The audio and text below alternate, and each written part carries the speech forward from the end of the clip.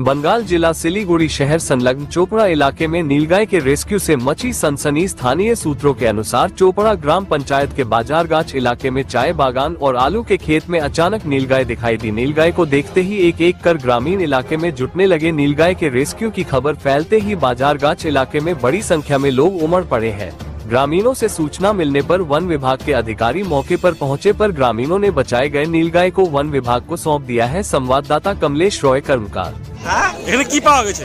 এই যে একটা নীলগাই পাওয়া গেছে। কোথা থেকে আসলো বা কিভাবে ধরলেন আপনারা? এটা যে কোন জায়গায় থেকে আসলো, আমরা বাজারগঞ্জ নিবাসী আর কি, এখানে ওই যে কাজ করতো, আলু চাষ, তো এরা নাকি আলু ওই তুলছিল, তারপরে দেখছে নীলগাই আগে ভাসে যাচ্ছে নদী থেকে, জলে থেকে। তারপরে সবাই আগে দেখছে পরে কি জিনিস উঠাইছে আর কি। উঠার পরে এই যে এখানে থাকে আছে, এর সাথে ফরেস্ট ডিপার্টমেন্টকে ফোন করা হয়েছে। ফরেস্ট ডিপার্টমেন্ট লোক আসছে আর কি, বিশাল আসছে। কোন জলে, কোন নদী জলে?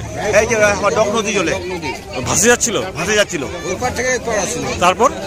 তারপরে সবাই আগে ধরছে আর কি, এটা কি জিনিসটা কি।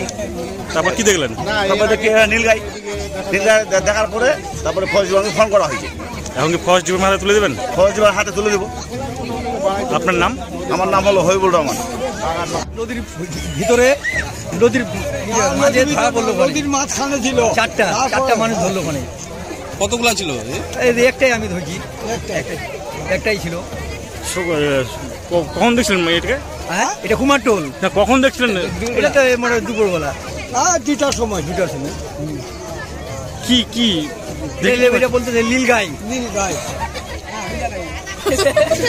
ধরে কি করবেন এটাকে? দিব যাকে ফোর্ট ডিপার্টমেন্ট হ্যান্ড ওভার করে দিব। লোক আসছে এখানে। আপনার নাম? আমার নাম ইরফান।